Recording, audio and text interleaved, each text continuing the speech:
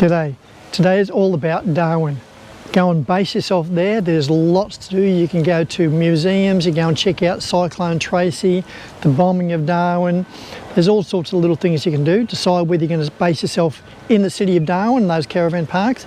They're pretty expensive, it might take your breath away. Or you can stay where I stayed at Humpty Doo, which cost almost nothing. Anywho, without any further ado, let's go.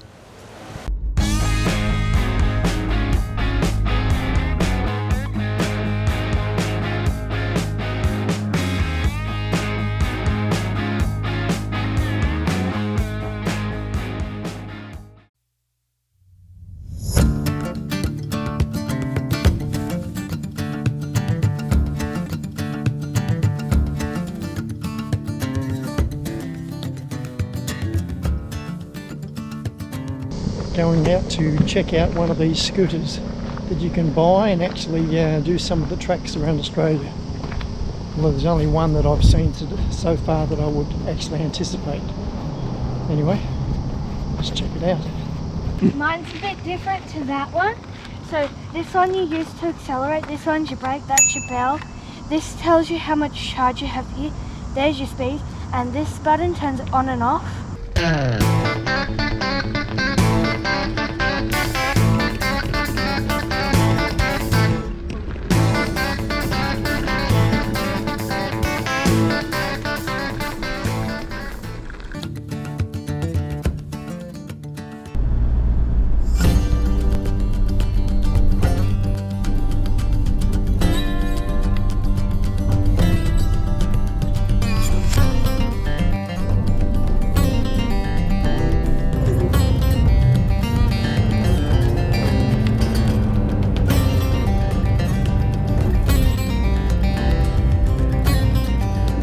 Transport getting around Darwin.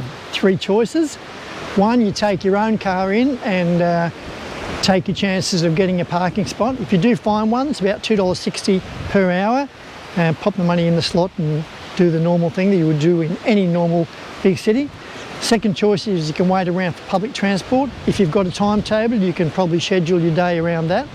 And the third one is those little electric scooters you can jump on. They're great fun. A little bit dangerous, but they're great fun. You can either get the little electric scooters or the electric bikes, pretty much the same thing.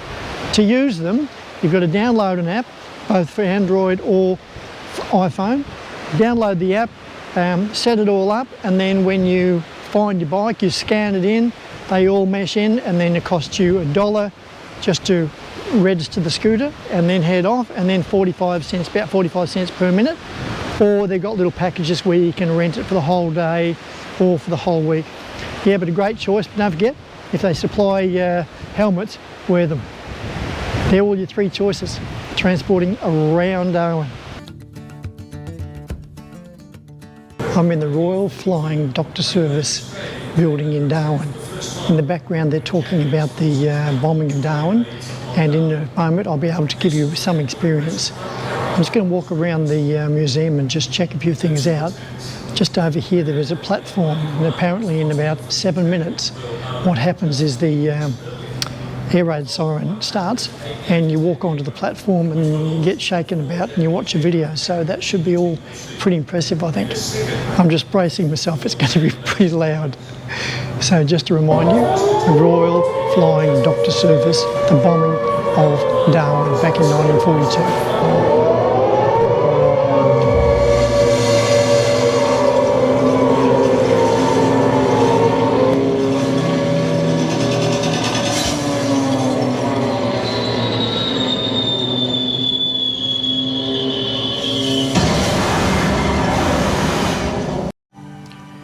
I'm standing right next to one of the spare aeroplanes from the Royal Flying Service, the Royal Flying Doctor Service.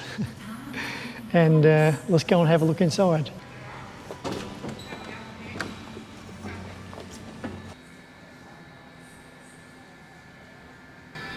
He's gone to another rhythm again. I'm going to have to shock him this time again.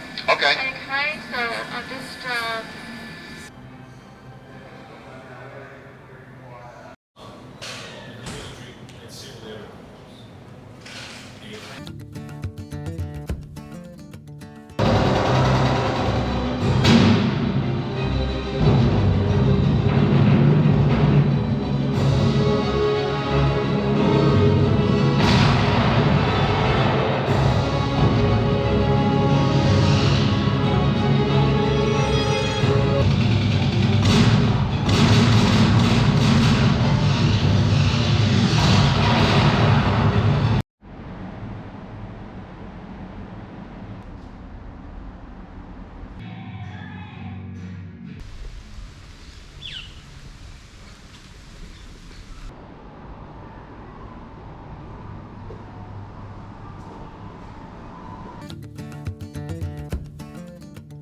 I know this shot probably looks a little bit strange, but just to give you any idea on just how massive this B-52 aeroplane is, it's just huge.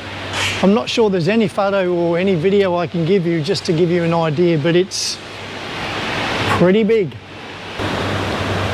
This is the Bell Cobra gunship, used mostly in Vietnam War, and as you can see, it's an American construction.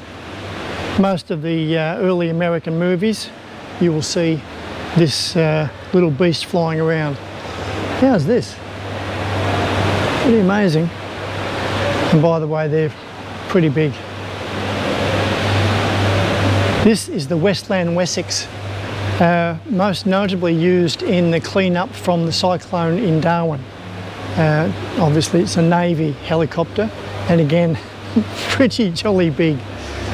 I'm sure that they helped out a lot in Darwin back then. Having now been to the Aviation War Museum, I just wanted to share a couple of things with you while I still remember it.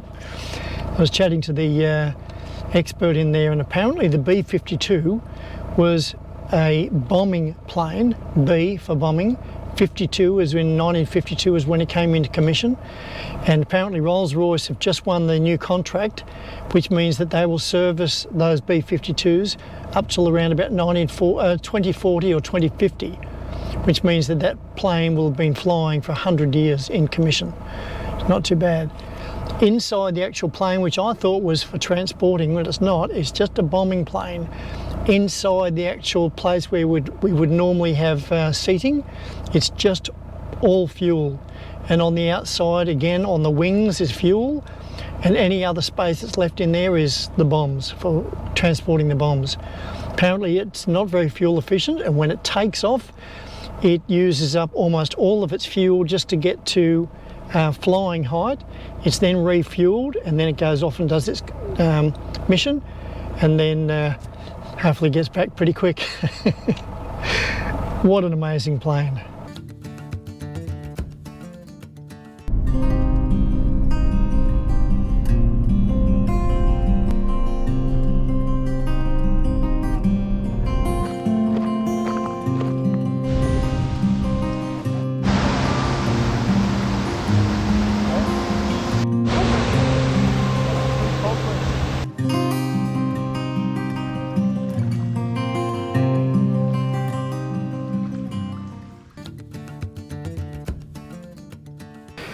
This is one of the museums down in Fanny Bay, just a little suburb of Darwin.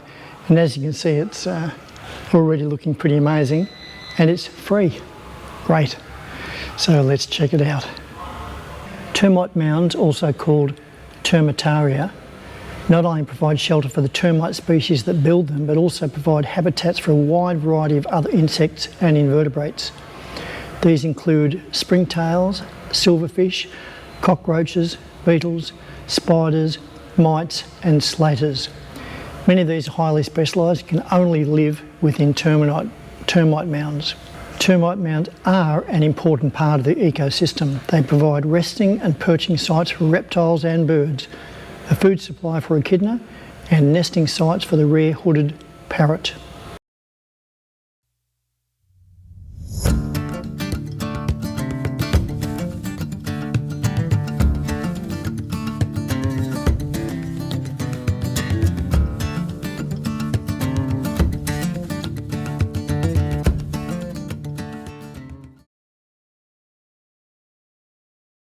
Well, there you have it, Darwin. Great place to go, would heavily recommend it. Make certain your timing's spot on.